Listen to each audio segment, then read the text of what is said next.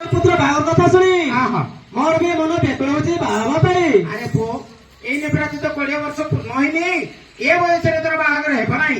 महामंत्री हां मु निश्चय बाबी निश्चय बाबू जदि मते बाहर करिबो ताले मु आत्महत्या करिबी। अरे पुत्र तो मूर्ख काम करिवु निश्चय ए बयस रे तोर बाहागर न हेब हां आत्महत्या करिवु निश्चय ए कथा जे मो पिता को कहि दियो। अपेक्षा करो महाराज मंत्री महाराज आपन पुत्र को नहीं चली गली बाजार भ्रमण निमंते। अच्छा एई साधव पुत्र बाहागर देखी आपन पुत्र वाली करूची मोर हेब बाहागर। सुन मंत्री महाराज जेते बेले पुत्र को होइथिला 21 दिन पंडित आसी नाम देले दिव्य लोचन बोली हाँ। कोटी काटी कहिथिले अच्छा। जेते बेले पुत्रर आयुष होउची 120 वर्ष पुत्र 20 वर्ष रे बाहागर हेबो अच्छा। मधुसज्जा गृह रे से पुत्र को व्याघ्र आहार करिवो। हाँ महाराज वर्तमान पुत्रर 20 वर्ष पूर्ण होइनी 1 मास बाकी रही अच्छा ए बयस रे बाहागर कराइले हाँ।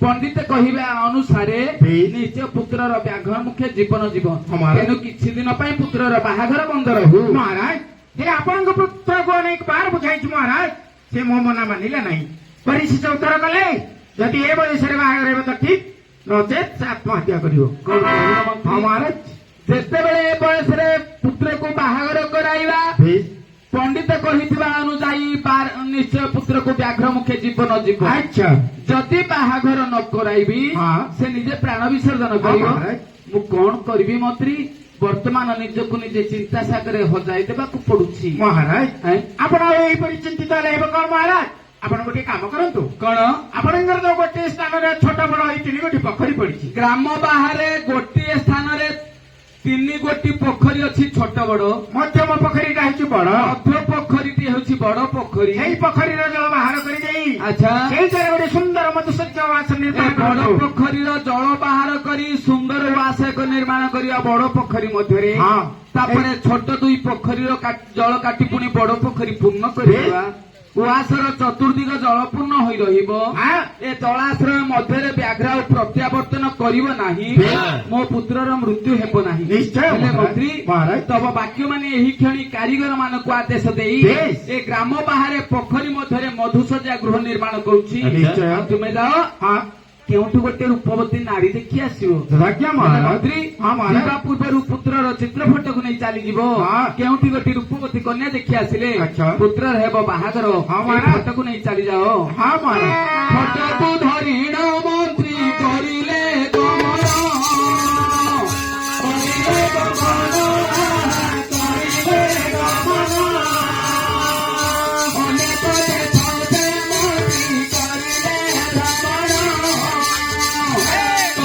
भ्रमण करिले भ्रमण अंगरंग करिंदे कनाट फुलिले कनाट फुलिले कनाट फुलिले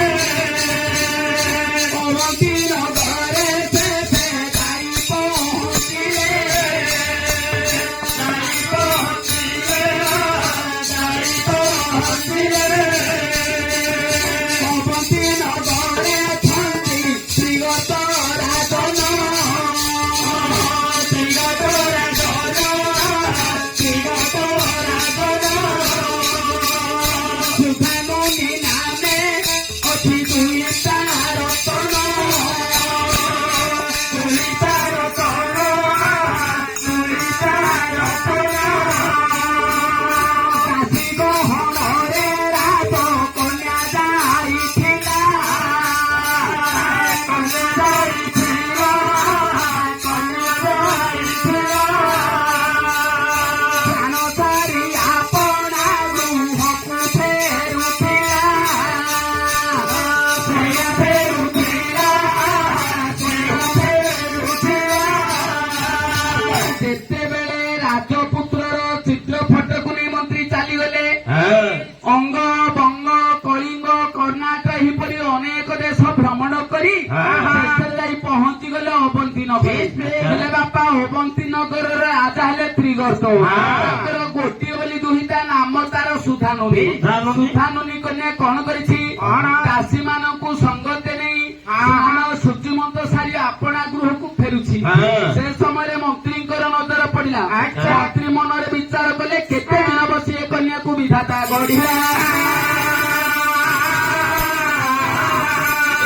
ଆମ ରାଜପୁତ୍ରକୁ ଯୋଗ୍ୟ ଅଟେ ସେ ବିଚାର କରି କନ୍ୟାର ପଛେ ପଛେ ଚାଲିଗଲା।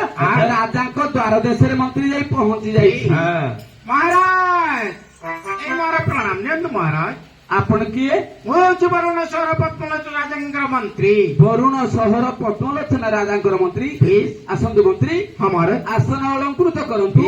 ହେଲେ ମନ୍ତ୍ରୀ ମହାରାଜ କହିପାରିବେ ଆସିବା କାରଣ? ଆସିବା କାରଣ ଆପଣଙ୍କ ଉଆସରେ ରହିଛି ମାତ୍ର ଗୋଟିଏ ଦୁହିତା। ହଁ, ସେ କନ୍ୟା ତଲାସୀ ମଧ୍ୟ ପ୍ରବେଶ କରିଛି ମହାରାଜ। ମୋରି କନ୍ୟା ତଲାସରେ ଆସିଛନ୍ତି। ହେଲେ ମନ୍ତ୍ରୀ ମହାରାଜ ଆପଣଙ୍କ ପୁତ୍ରର କଣ ରାଜପୁତ୍ରର ସଂକେତ ନେଇ ହଁ ଆସିଛନ୍ତି? ମହାରାଜ ଇଏ ହେଉଛି ଆମ ରାଜପୁତ୍ରଙ୍କର ଚିତ୍ର ଫଟୋ। ଅପେକ୍ଷା କର, ହଁ ଏ ଫଟୋକୁ ନେଇ ମୋ କନ୍ୟାକୁ ଦେଖାଇବି। ଯେତେବେଳେ ମୋର କନ୍ୟାର ମନ ମାନିବ ମୋର ଏ ରାଜପୁତ୍ର ସହିତ ମୋ କନ୍ୟାର ହେବ ବାହାଘର।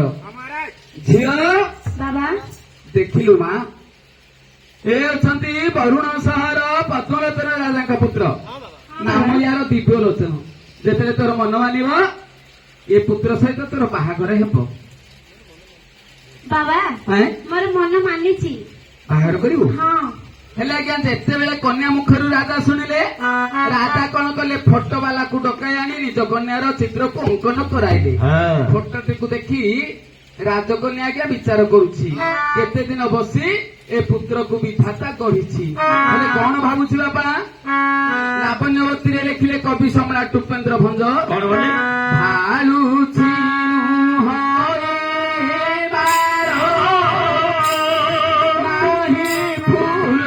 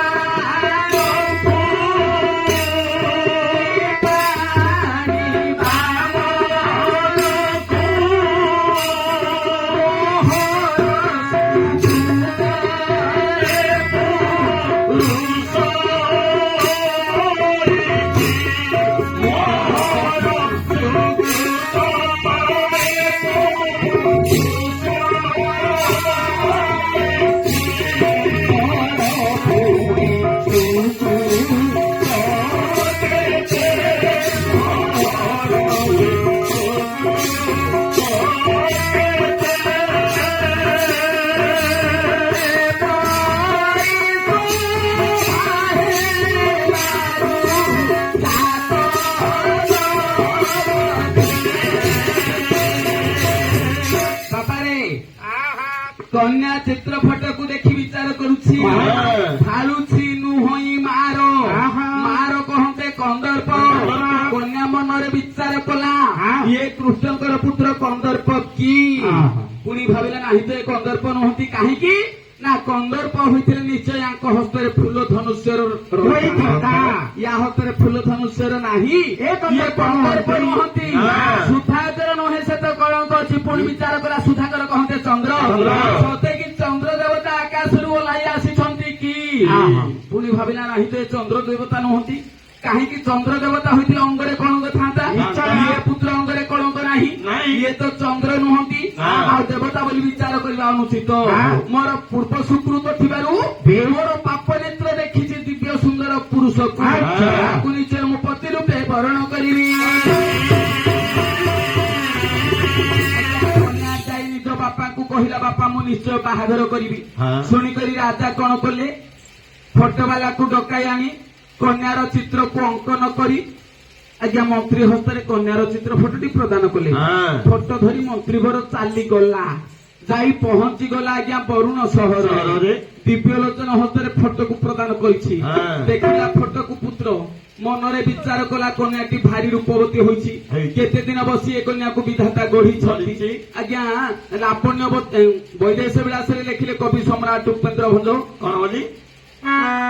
କବି ସମ୍ରାଟ ଉପେନ୍ଦ୍ର ଭଞ୍ଜ ବୈଦେଶ ବିଳାସରେ ପ୍ରମାଣ କଲେ ବ୍ରହ୍ମା ଗୋଟିଏ କନ୍ୟା ପରି ଗୋଟିଏ ଗଢିଲେ କିପରି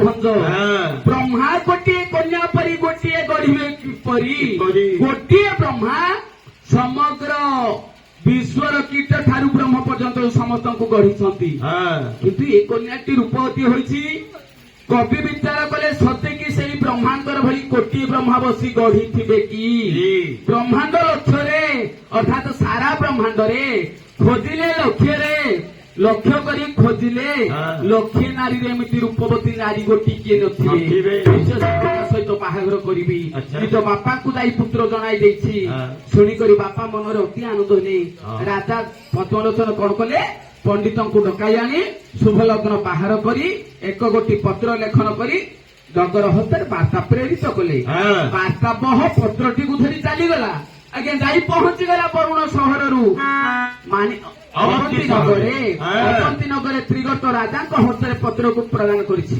ପତ୍ର ପାଠ କଲେ ରାଜା ପାଠ କରି ମନରେ ଆନନ୍ଦ ହୋଇ କାଲି ଏକ ଝିଅର ବାହାଘର ରାଜା ଝିଅକୁ ଆଜି ଡାକି କହିଲେ ଝିଅ ଝିଅ ହଁ ଝିଅ ଟିଭି ଦେଖି ରହିଯାଇଛି ଦେଖ ଝିଅ କାଲି ହେବ ତୋର ବାହାଘର ହଁ ବାବା ଏ ପର୍ଯ୍ୟନ୍ତ ତୁ ଝିଅ ହୋଇ ରହିଥିଲୁ ହଁ କାଲିଠାରୁ ତୁ ବହୁ ବେଶ ସାଜିବୁ ଏ ହେଲା ତୋର ନୂଆ ଜୀବନ ହଁ ବାବା ଏ ନୂଆ ଜୀବନରେ ତୁ ପ୍ରଥମେ କଣ କରିବୁ ମାଲ ମୁଁ ତତେ କିଛି ଶିକ୍ଷାଦାନ ଦେଉଛି ଆଜ୍ଞା ଲକ୍ଷ୍ୟ ଦେବେ ନିଜେ କବି ନୁହଁ ଜଣେ କ୍ଷୁଦ୍ର ଗାୟକ ନିଜେ କିଛି ଆଜ୍ଞା ନାରୀ ଶିକ୍ଷା ଲେଖିଛି ତାକୁ ଆଜି ପ୍ରକାଶ କରୁଛି ଥିଲୁ ଝିଅ ହୋଇ ଯେତେ ଦିନ ତୁହି ଏବେ ତ ବହୁ ହୋଇବୁ ନୂତନ ଜୀବନ କରି ଅଧ୍ୟୟନ ସର୍ବସ୍ୱ ସମର୍ପି